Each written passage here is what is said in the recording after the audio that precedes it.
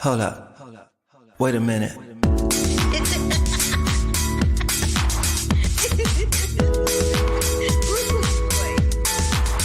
I wish you love, peace, and hair grease. Love, peace, and hair grease, y'all. Yeah, you know I'm shooting straight from the hip. This is Carla Renata, aka the Curvy Critic, and I shoot straight from the hip. Yeah, you know I'm shooting straight from the hip. Hey! I didn't mean to bring you in live, but you here live. I was hold you for a minute. That's so I'm so trifling. How are you? I'm good, sis. How are you? I'm good. I'm so happy to be here. Listen, I have been dying to do this. So let me do my little intro while I had a whole thing planned and I just did it all wrong. But anyway, hey y'all, welcome to this episode of The Curvy Critic with Carla Renata. I got my girl Danielle Pinnock on the line. And we're about to talk about some things, honey. Yes. We're about to talk about some things. Let me tell y'all about her in case you don't know. She is one of the stars of the CBS hit series Ghosts. She is famous for these things. I have to pull this up while I got you on the thing because it's just hilarious. Let me find it.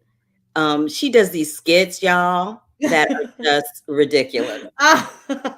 This is one of my favorite ones. The tarot card reader who can't shuffle. Tarika And then this Tarot. one right here. Everything was at the Venice Film Festival. I had to put that one up. And then my all-time favorite is this one right here. I hollered when I saw this one. And of course, these are all screenshots of Danielle. But baby, let's get into it with the news of the day. The fact that you have been tapped to be in this holiday comedy Candy Lane with Mr. Eddie Murphy. Let's get into it and talk about that. I have to just say it is a dream come true. I've been a huge fan of Eddie Murphy's since I was a teenager. My dear friend Lisa Farkas and her mama Renita Farkas, who actually just recently passed away, she introduced me to Eddie Murphy, and we would watch his SNL videos. She had them all on bootleg. I was watching them all repeat from ages 10 to 16 with Miss Renita. And we would just laugh, and I just watch the Clumps and the Professor and just anything and everything Eddie Murphy I was obsessed with. So to even see my name in the deadline next to his is just a dream come true. I loved that so much. I'm so excited for you because we used to see each other in the trenches at auditions from time to time. And so whenever one of us kind of rises above the trenches, I'm like, yes, do that. I'm always so incredibly excited for us when that happens. Yes. So let's flip it back 3 years ago to 2020. Yes. We were on lockdown. Couldn't nobody go nowhere. Couldn't nobody do nothing. Folks was getting divorced because they were spending more time with their significant others than they had ever spent before. And then your crazy ass went on the TikTok and the Instagram Reels, honey, and started doing these skits. So talk to me about, I know you had been doing them before the pandemic, but you went full throttle once the pandemic started. So just talk to me about where the idea came from to do that in the first place. Well, I have to just give credit to my co-creator, Lanisa Renee Frederick. Yes, we had Lanisa. a page, who is my booski. She is the commercial voiceover goddess of the industry. We had a page called #booked. We still do. And we talked about what it was like being Blackstresses in the entertainment industries and kind of all the woes and the misadventures that we go through. And with that, that's where I started content creating, was with her. And then Bridgerton happened in the pandemic, and I was like, what is this? I'm obsessed. What's going on? Shonda! So I just was like, I need to chronicle this full series. And that's what I did. That was really my breakout on TikTok and Instagram, was just doing every single episode in these 15-second clips. I call them Daphne's Diaries. Shout out to my husband, Jack Wallace, who helped me with all of my wardrobe and all of the transitions and everything. He was just down to clown. But those went viral.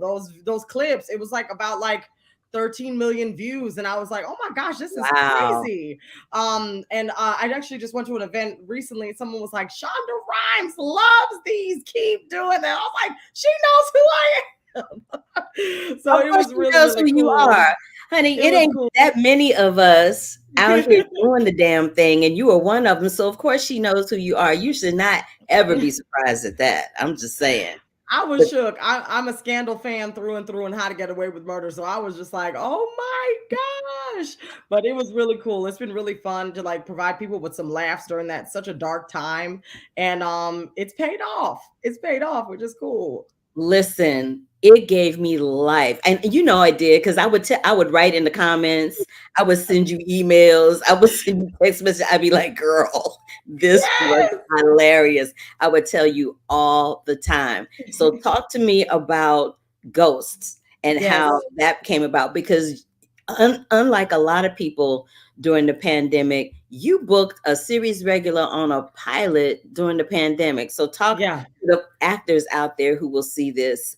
I mean, about that. It was a wild experience in the fact that the day when the pandemic hit, when the shutdown happened, I was on set for Young Sheldon at the time, and they escorted us all off set. And I said, what's going on? Okay, well, I guess I'll see y'all Monday. Never to be seen again. So I just like, oh my gosh. So I didn't know if in the pandemic if I would ever work again. I think that everything was up in the air. Broadway was closed and all of these things. And so I just prayed, and I just, waited around to see when the industry would open up again. I was doing a lot of animation. Animation really did get me through the pandemic financially, because I was just like, y'all, we can't be on screen. What's going on? So it was around the time of Thanksgiving, and I got this audition for Ghost, and I said, what is this? This is very interesting. And okay, the industry is opening back up again. And I said, she's a 1920s Prohibition era ghost. This sounds kind of cool. I saw the UK version of the show, and I was just like, oh, I'm obsessed. So I borrowed my mom's little shake and go wig. I had my 30th birthday sparkly dress. Wait. Not your mama's shake and go wig. Shake and go. I shook it out, and I said, this is it. And I felt more freedom than I ever had before for an audition, because usually I get a lot of audition anxiety going into the room, waiting, not knowing who's going to be called next, sitting there. Oh my gosh, all the producers in the room. It was just so much for me, but I loved self-taping. So I said, I'm just going to go all out. I had gloves, all these kind of madness. And so I did the audition, did some improv in the audition, and then I got called back the next day. And so I remember doing that audition, and I had messed up in one of my scenes, and they were like, okay, we think we got it. Thank you so much. And I was like, y'all know y'all didn't get it. And I have never been that brave before to say that, but I think because I was in my kitchen doing the audition. Not in the kitchen.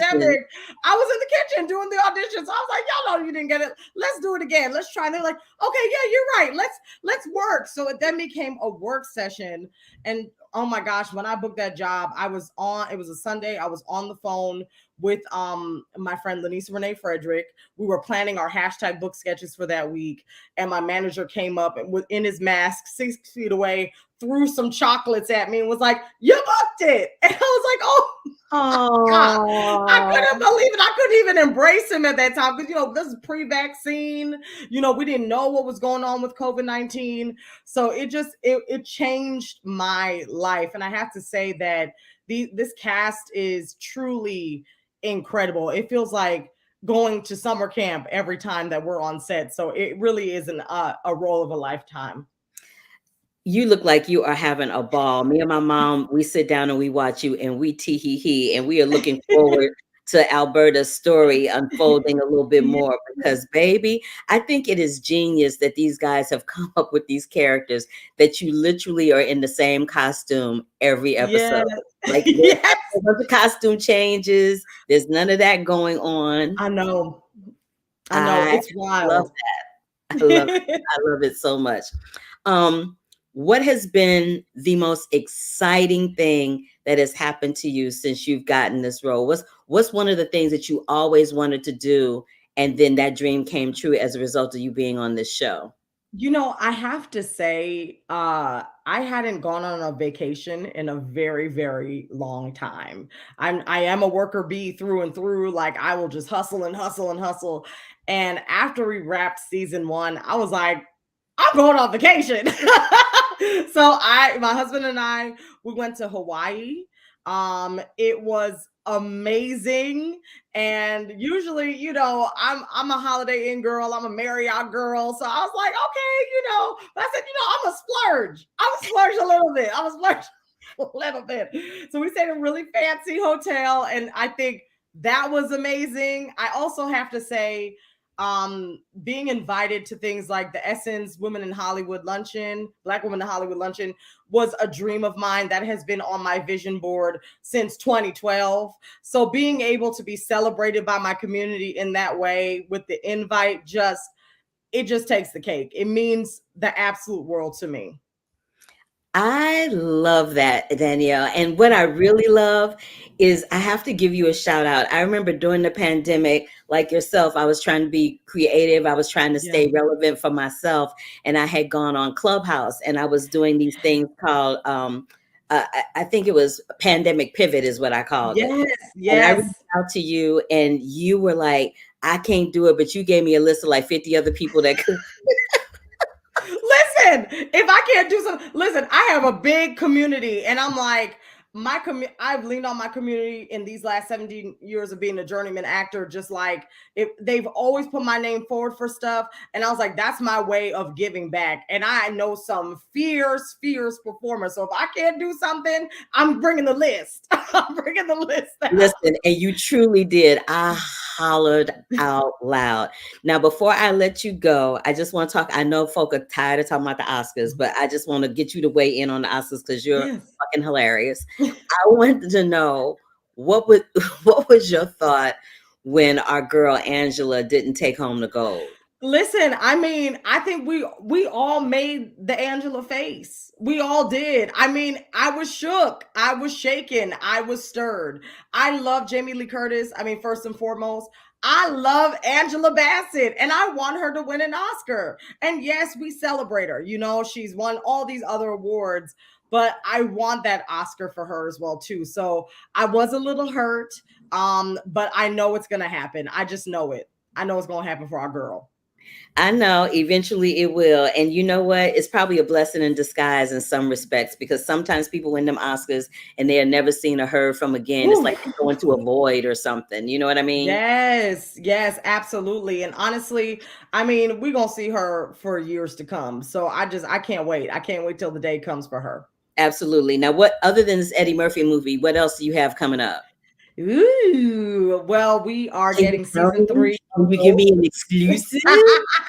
We're getting season 3 of Ghosts, which is really, really exciting. I'm actually writing my first book.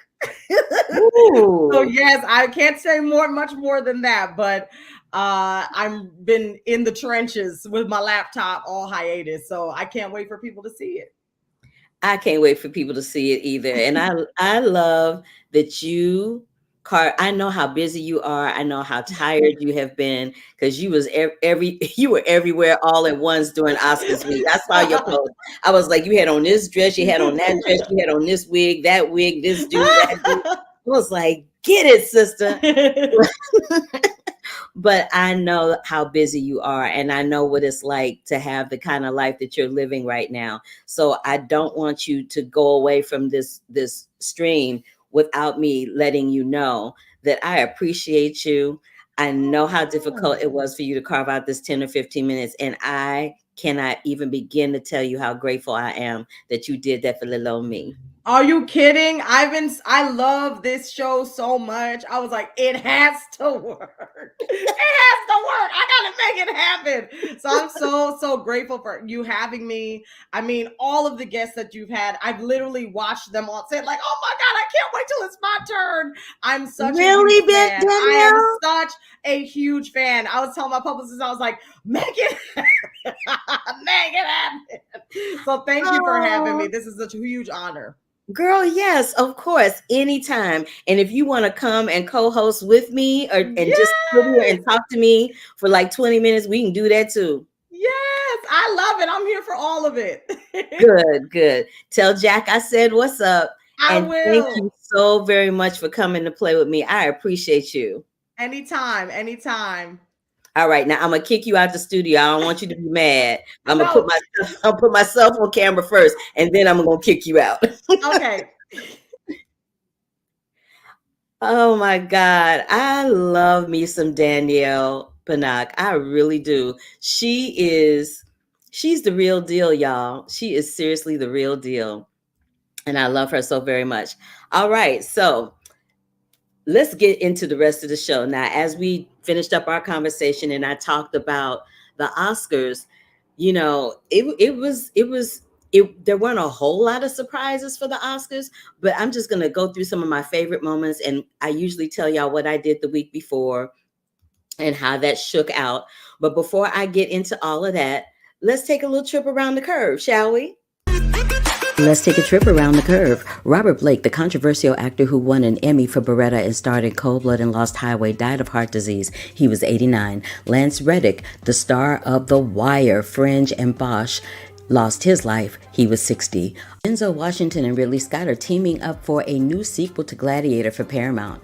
Creed 3 racked up $100 million globally, and they are in talks with Michael B. Jordan about having Creed-related projects for the past year. Muhammad Ali has an event series with Kevin Willimon, Reggae John Page, and Morgan Freeman in the works at Peacock. Marsha Stephanie Blake, Gabrielle Graham, John Ortiz, and Tamsin Tomplowski have been cast opposite Coleman Domingo in Netflix's conspiracy thriller limited series The Madness. Julianne Moore and Sydney Sweeney are starring in the thriller Echo Valley for Apple. David E. Talbot sets up overtime comedy at ABC, and a year after Blackish ended its run, Anthony Anderson is returning to ABC in the pilot Public Defenders. Nia Lane joins The Exorcist as executive producer for Blumhouse Universal, and Elizabeth Banks leads the voice cast of The Flintstones in a pilot presentation at Fox. Wednesday star Jenny Ortega eyes a role in Beetlejuice 2, and A League of Their Own fans chartered a plane that flew over Culver cities asking to renew A League of Their Own #MoreThan4. Toni Collette, Jane Fonda, and Coleman Domingo are set for a new DreamWorks film with Ruby Gillman. Idris Elba and Mo Abedou have partnered on a landmark initiative to empower and uplift talent from Africa and the diaspora. James Gunn is set to direct his script Superman Legacy to blast off a new DC Multiverse Chapter 1 Gods and Monsters. Oscar Isaac, Mia Goth, and Andrew Garfield are eyed for the Guillermo del Toro's Frankenstein. Jack Black and the Farrelly brothers reunite for the Christmas comedy Dear Santa at Paramount. Matthew McConaughey and Woody Harrelson reunite for the Apple comedy series from David West, Reed. Vanessa Hudgens returns to Bad Boys 4 with Will Smith and Martin Lawrence. Judy Greer joins Ellie Kemper in the comedy pilot Drop Off at ABC. Mila Kunis is set to star with Michael Keaton in the comedy Goodrich. Malia Obama just made her TV writing debut on Donald Glover's new Amazon Prime video thriller, Swarm. Jarrell Jerome is set to star as the wrestler Anthony Robles in the Artist Equity in Amazon Studios. Jennifer Lopez movie Unstoppable. John Boyega is set to star in the sci-fi The Freshening for Birds of Prey director Kathy Yan. And this week on The Curvy Critic with Carla Renata, I've got the cast of Rabbit Hole, the cast of SHAZAM, and Ghost CBS star Danielle Pinnock live. Stay tuned.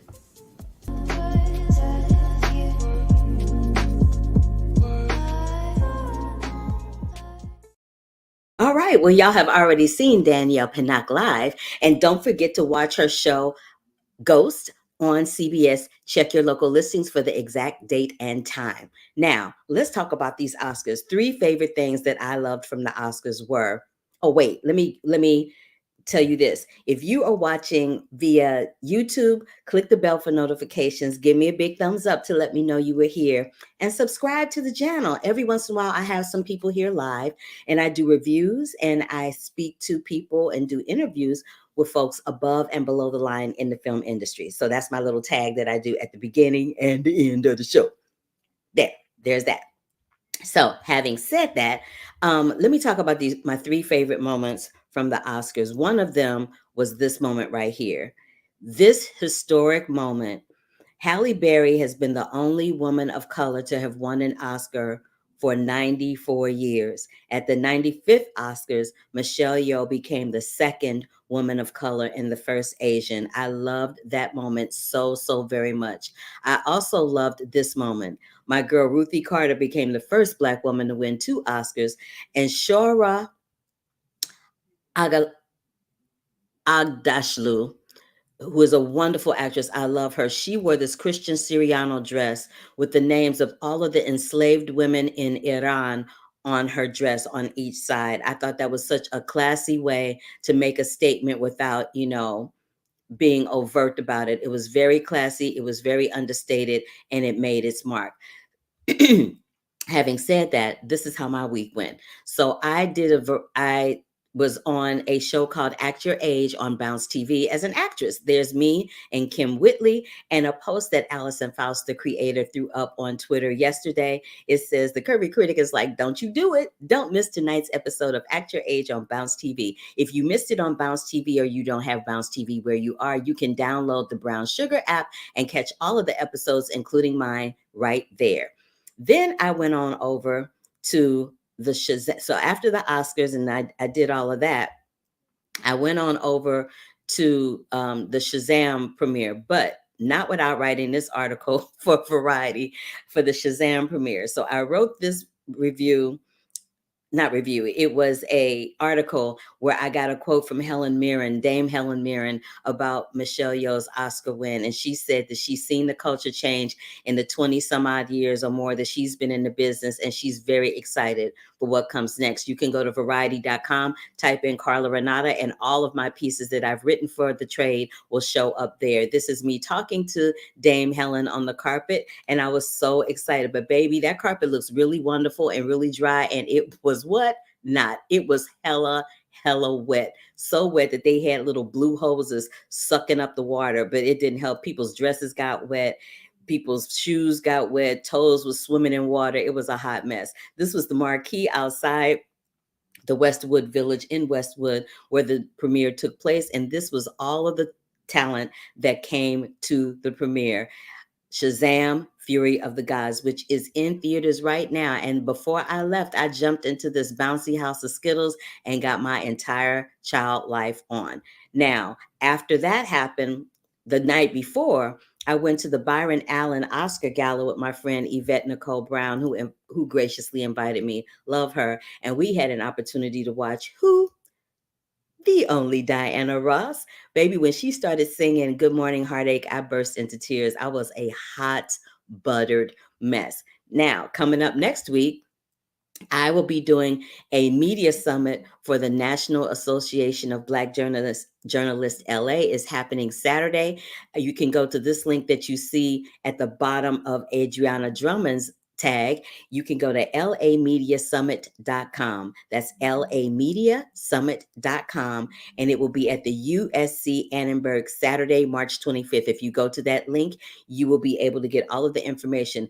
Ariana, myself, and Angelique Jackson, who is the senior entertainment editor at Variety, who invited me to participate, will be there along with Gia Peppers, entertainment journalist. So again, go to lamediasummit.com and you'll be able to register for that, whether you are a member of NABJLA or not. And just one last plug for my girl, Danielle Pinnock. There she is, as Alberta is on Ghost on CBS. So let's talk about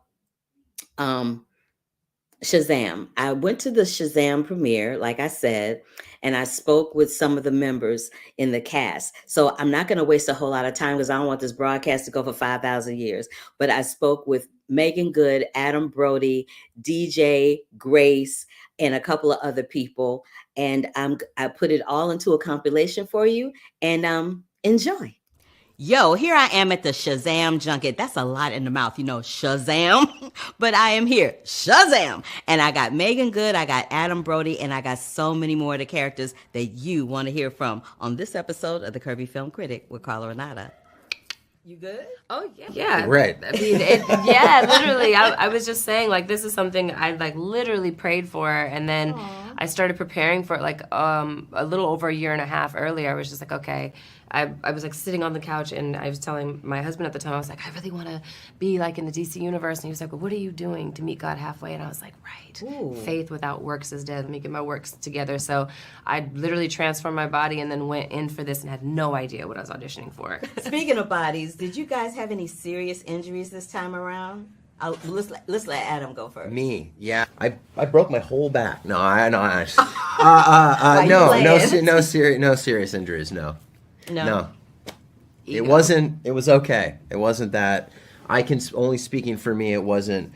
You needed some core strength for a lot of the wire work stuff. Oh. But I wasn't. That said, I wasn't doing all that much fighting, so I didn't hurt. I didn't hurt. I didn't hurt. No. I didn't hurt. Since we're in this superhero mode, do you have a favorite superhero, real or imagined? Blade. That was not hard for you. No. I always have and have had, as many of my generation, I'll always have a deep love for Batman. That said, it's getting hard to justify that he doesn't have powers, but, Right. It's like every movie we keep figuring out, like, okay, how could this be kind of real? This most, like, insane idea.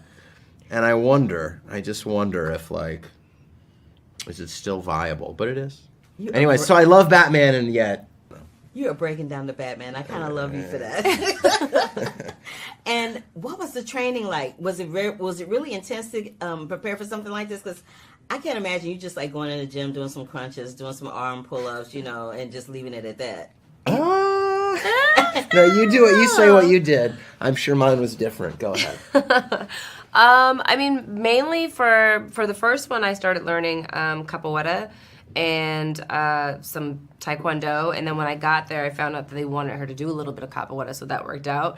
And then on this one, it was more just like, just training and being in shape for it so that I had the stamina, but really it was a lot of like wire work, it was a lot of being dropped out of the sky, it was a lot of like just like little stunt training where, like when we flipped over certain characters and stuff like that, but it wasn't like really crazy and strenuous, it was honestly really fun. Okay. Yeah. How about you? Yeah, any training? More honestly, it wasn't so required. They give you muscle suit. Not so much for the women. You don't have. I had one the first one though. Yeah, right. Yeah. For all the guys, like we put on a layer of muscles before we put on the colored layer. Oh, that's some good intel. Did not know that. So really? No. I feel like you can tell, but at least on me. But anyway, so yeah, it was more like. For me, my schedule both times, I had a fair amount of downtime, so was training just to stay in shape and have something to do in the off time, but not so much because it was required. They weren't, looking at me too closely or measuring me. But DJ, on the other hand, those guys, I mean, are gym rats. Like those guys are in the gym anyways. DJ, I remember in the first one he was doing stuff that I couldn't even approach. No, I worked with DJ. I did a horror movie with DJ when I was like 22. And so he had to have been 21 or 22. And when I came in to do my costume for the first one, and they had like the little, like, whatever it is of your bodies, like the statues of your bodies, I was like, no, I was like, that's not DJ's body. They were like, yeah. I was like, no, it's not. I was like, when I saw him, I was like, what the hell? It was crazy. Because he was like... He was hulked out, huh? Yeah, he was. Well, that's my time, y'all. It was so lovely to talk to you and good to see you in person. Good to finally meet you. And I'll catch y'all on the next one. Okay, good. Thank you. You're welcome. Thank What's up, fam? What's up? Hi, how's it going? Everything's going good with me. You guys are officially part of a franchise. Right? We're two in. Two in. That's what I'm saying. Two in. The franchise is more than one. We're in. So did you guys have any serious injuries filming this time around? We'll let ladies go first. She's like, oh yeah. The stunt harnesses are so uncomfortable. which, you know, it's okay. They're fine. I'm fine. But, Clearly not fine. I had a day where I was in the harness, and so you're suspended up, right, and all your gravity is just going down into that harness, and I was just bruised all over, and I had to have the bridge day? medic come in. No, this was a different day. I can't talk about it. Spoiler. Oh, Okay, copy. Yeah, no. right. Actually, you see a little bit of it in the trailer. Harness spoilers. When I'm like blasting the dragon a little in the trailer. That was that day. Anyway, no, it was really, really uncomfortable. And so the next day, we had another day of harness work, and I had to have the medic put some like band-aids. Girl, you were going full throttle, huh? Helen broke her finger. And Helen broke her finger. Oh no. Yeah. Helen Mirren broke her finger. Didn't tell anybody. But we're good, right? Yeah, But y'all are good, right? We're good. They're great. We're good. We suffered greatly in Shazam 1. We had a very specific male-oriented suit issue. Yeah. That was Lots of adjustments. Oh, okay, got you. Ascending, not descending This parts. suit is better This for suit your body. It's much better. Much It's a little better. more a little more ergonomic for you. A little more ergonomic. Yeah. Pieces go where they're supposed to. Yeah, nice. We were hanging out on the second one. You know what I'm saying? We were hanging loose on the second Yeah. one, as opposed to uptight. In the first. Oh my God, y'all are hilarious. And how about slaying these dragons? Y'all are slaying dragons. Yeah. The dragon. I mean, it's so cool to see it on the screen because when we were doing it, it was all CGI. Yeah. So we were like It was running David away going, and dragon, and we're like, Yeah, it was literally. and we're like, ah! to nothing. Okay. And I know this is a superhero movie, and I'm not sure if you guys were fans of superheroes growing up, but if you were, who is your favorite superhero, real or imagined? Difficult. I have so many. Wolverine, Batman, Spawn. It changes every year because I'm such a fan. I'm always reading comics still, so it's tough. It's like answering what's your favorite food. I know, it's hard. Depends on what you had last. It's true. Okay. Because like I said Hawk Girl a little while ago, but now I want to say Batman. You know, like but I like them both. Yeah. Hawk Actually, Girl. two Batmen that I like. The Batman Beyond, which I said before is futuristic Batman. It was an animated cartoon. It was Very awesome. cool. But also Nightwing. Batman the animated series. Batman the animated series. That's good. You're a That's true good. superhero fan because you're talking about you differentiating. You know what I'm saying? Making the difference between the two. Yeah. They're different. But Nightwing, I guess he was like the original Robin grown up. You'd so make a like great he Nightwing. and You would make a great You'd make a Nightwing. great Thank you. Nightwing. Thank you guys. You know what? Yeah. Peter, James. We have It's some a love difference. fest here at the Shazam It is. Yeah. Well, guys, thank you so much for Thank your you. time. That's Thank my you. time. You were lovely. This was so easy for me. Thank you so much. Thank you. Yeah. They were a lot of fun. I just let them riff and do their thing. But Shazam! Fury of the Gods is in theaters now. Now, let me tell you that the written review of this, I'm not going to go into it here because I'm 30 minutes in and I don't want to make it any longer. But you can go for the full review at my site, thecurvyfilmcritic.com. Thecurvyfilmcritic.com. I'm going to put it up so you can see it. For the written reviews, go to thecurvyfilmcritic.com. They should all be up by the end of tonight. So you'll probably see them first thing in the morning or later on this evening. All righty? All right, then. So there's that. And then I spoke to this young lady named Maida Golding and Sir Charles Dance. Charles Dance was in this movie, this Eddie Murphy movie, and he played, I think it was the Golden Child or something, and he was this evil, like, villain type person, but he was really lovely to interview. They are in a TV series that is dropping on Paramount Plus this week called Rabbit Hole. It is a crime thriller drama that stars Kiefer Sutherland and Maida Golding and Charles Dance and many, many other people. Glenn Ficarra and John Requa created the series, and I'm doing interviews in this junket with Maida, Charles, Walter Klink, Enid Graham, and Rob Yang. So without further ado, I'm going to start with the show creators because they're going to break it down, and then I'll let Maida and the other cast members bring it on home. Here we go. I'm kind of digging some Rabbit Hole. Thank you. I really am. It was giving me like it was giving me like that Robin Hood, Ocean's 11 vibe with a little Jason Bourne action going down. And I kind of dug that. But what I really want to talk to you guys about, because I'm limited on time, is I want to talk to you about coordinating with Siddhartha Khosla on the music, because I noticed that there was this ominous ticking noise that kind of coincided with the way that John would tap his thumb whenever he got anxious. And I was wondering if that was something strictly on the behalf of Siddhartha, or if you guys talked about that at all. We came up with it in the editing room, I think, or maybe even earlier than that when we were shooting, and of using that thumb noise as some of the percussion. Yeah, but yeah, Sid is. I mean, I'm glad you brought him up because the music is the real hero in this. I read an interview with Jordan Peele, and he said. The difference between comedy and horror is the music, and I gotta say he's right. The music was so important to this, and that was one example. It absolutely is, and I also there's a line, well not a line. There's several moments where there's this I'm not sure if he's a podcaster or reporter or what he is. Yeah. But I love that you guys wrote this, and because you guys are the showrunners and you're the writers and you're doing so many things, everything all at once, no pun intended, within the confines of this show, that there's massive commentary about the internet and how we are receiving and perceiving information.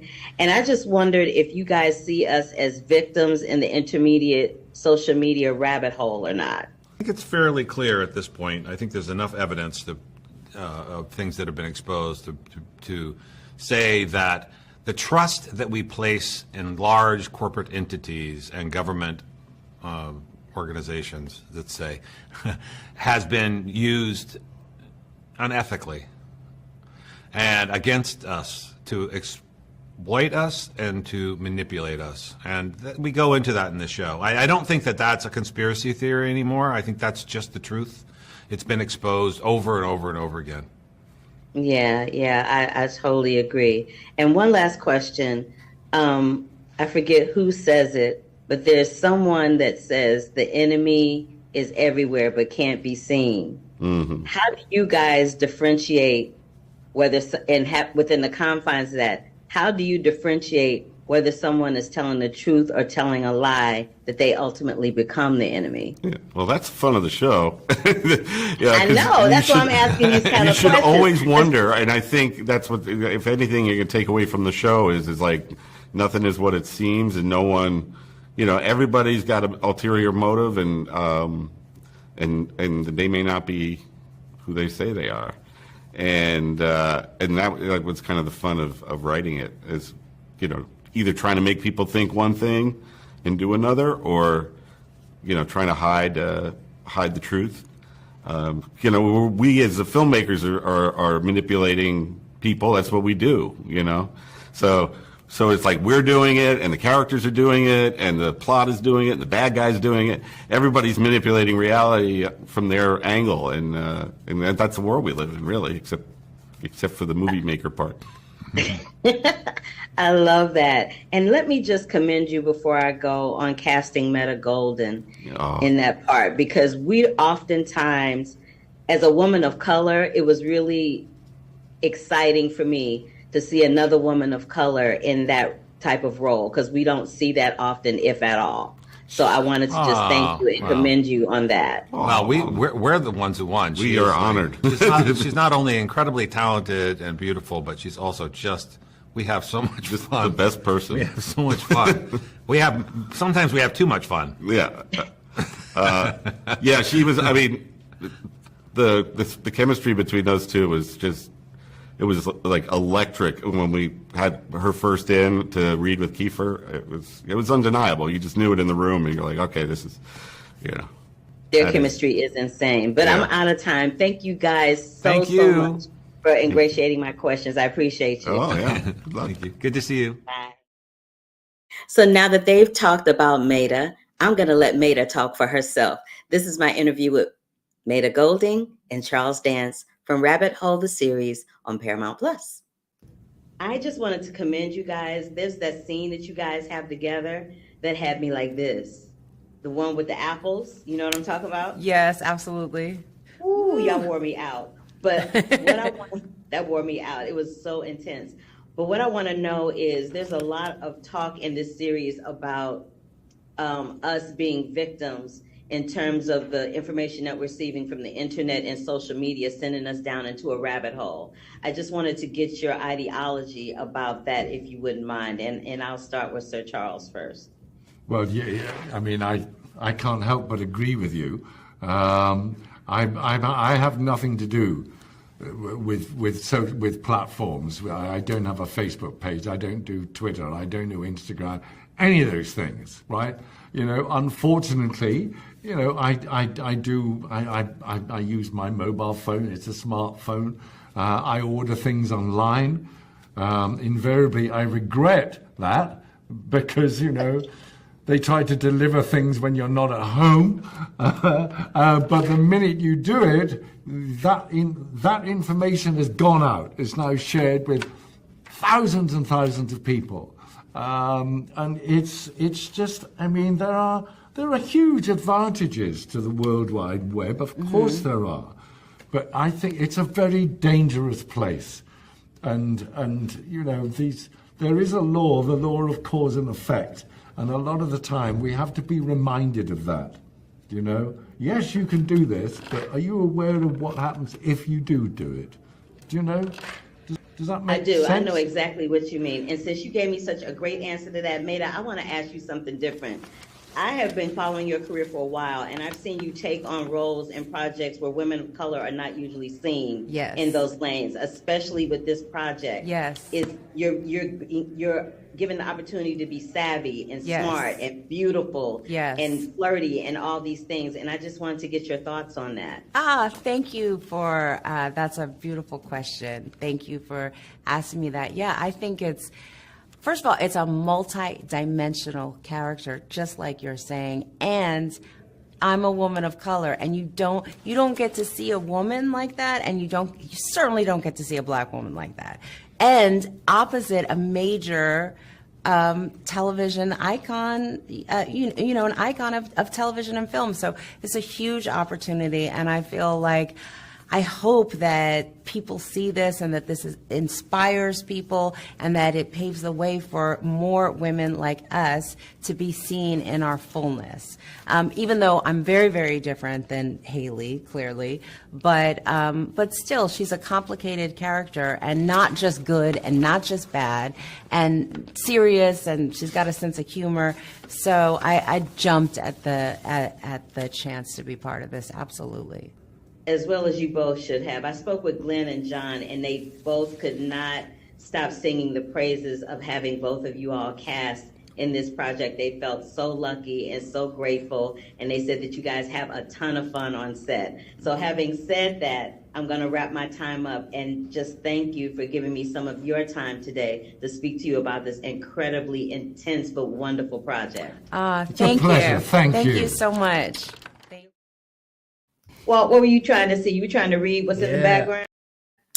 I clicked too soon. So last but not least, here is an interview with Walt Klink, Enid Graham, and Rob Yang, who also star in Rabbit Hole, the series on Paramount Plus. You guys, you got to watch the series. It's so good. Okay, here we go. Well, what were you trying to see? You were trying to read what's in the background? I was looking at your room and how it's so pink. It's gorgeous. Yes. I love pink. I love pink. Can you tell? Yeah. Pink is great. Listen, I just want to get it started with a little icebreaker. Enid, you and I have something in common. We've both been on Broadway. Oh, okay. Great. Oh, yeah. Yes. I just want to do that as a little icebreaker. But what I really want to talk to you guys about is I love the way this show has been crafted. I love the way that your characters have been crafted within the confines of this show. And what I want to know is, do you think that your characters, each one of you individually, have had your dreams put on life support within the confine of the show, your characters? Because it seems like each one of you has something very specific that you're inching toward. Yeah. But it may be on life support. And I'll start with Walt first. I think he's doing exactly what he wants. Like he's I think my character's just happy if he's able to mislead people and manipulate people into doing stuff for him. I think that's just the way his twisted mind works, you know?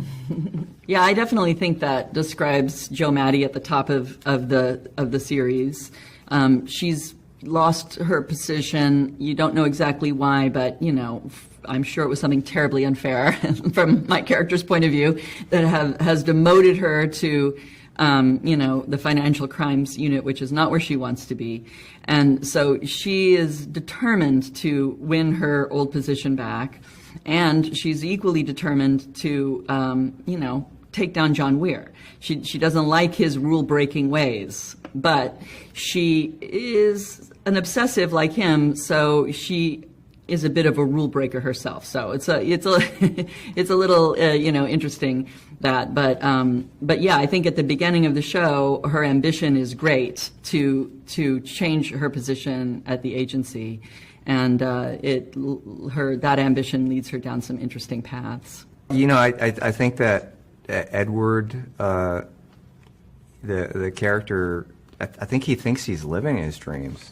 You know, so it's kind of good that it goes into life support, and they pull the plug on it, because like very much in this show, his character is trying to figure out what he wants, because what he thought he wanted is not, you know, ends up being empty, and he only realizes that by being pulled out of it. So he's very much searching for what his dream is. Let me just commend you on answering that question. Well, I'll give it 3 clues to what's happening in the show. That was brilliantly done. I gotta give it to you on that one. Kudos and snaps and claps to you, honey. And a lot of this is empty in here too. So you know, it's just we're just puppets. Yeah, do this. Yeah. Okay. Anyway, that is my time. I thank you guys so much. I enjoy the show, and I hope everyone else that gets a chance to see it will too. Oh yeah, I hope to see you on Broadway again sometime soon. Girl. Okay. Bye. Bye. And I hope to see you on Broadway sometime soon too, Enid. Thank you so much. Let me just give a big shout out and thank you to all my guests, which included Glenn Ficarro and John Reckler, the showrunners for Rabbit Hole on Paramount Plus, Meta Golding, Charles Dance, Walt Klink, Enid Graham, and Rob Yang from Rabbit Hole, the series on Paramount Plus. I'd also like to thank the cast of SHAZAM, including my good girlfriend, Megan Good, Adam Brody, Grace, DC, and what was the other child's name? He know who he is. That is so wrong. But anyway, the cast of SHAZAM, the cast of Rabbit Hole. Thank you, thank you, thank you. Thank you to Miss Danielle Pinnock, my glamour girlfriend there, who is on Ghosts on CBS. Please make sure you check her out. And just a little side note, I will be back next week. I may have the show pre-taped, but I will be back next week. And I am interviewing Florence Pugh, who you guys might know from playing Scarlett Johansson's sister in Black Widow for Marvel. But she has a new film coming out with Morgan Freeman called A Good Person. Excellent, excellent film. I will talk about that next week. I'm also speaking with the casts of The Night Agent and The Power. So thank you for hanging in there. I know this was a long one. It was about 45 minutes, and I'm trying to keep them super short. But it was important for me to keep my word when I said I wanted to bring somebody live at least once a month. So I'm working on doing that a little bit more, bringing somebody live to y'all once a month so that we can have some fun and tee-hee-hee. And y'all can have some fun right along with us. So thank you to Miss Danielle for having fun and TT with me. I also want to thank a couple of people who left me some messages. Read Love Listen said greetings, and she used to follow me when I was over on Black Hollywood Live. And then Brandon, of course, my ride and die, said that he is in school, is going well, and he thinks he got an 85% on his first assignment on semester 2, which is a B+. Keep up the good work, Brandon. I am rooting for you all day, every day, that you are successful and that your dreams do come true. All right, you guys, if this is your first time joining me, please click the bell for notifications. If you're on YouTube, give me a big thumbs up. Click the thumbs up to let me know that you were here so I know who was here and who was not. And subscribe to the channel. Subscribe to the channel if you are able, if you are so inclined, please do so, because I love to see you all here joining me for the Curvy Critic with Carla Renata. So have a good rest of your weekend. I hope you had a great St. Patty's Day, and I hope you had a wonderful Oscar party weekend. And now we getting into Easter. The year is just flying by. All right, you guys. I'll see you next time. Keep them hands washed, stay clean, love, peace, and hair grease, and I will see you next week. Deuces.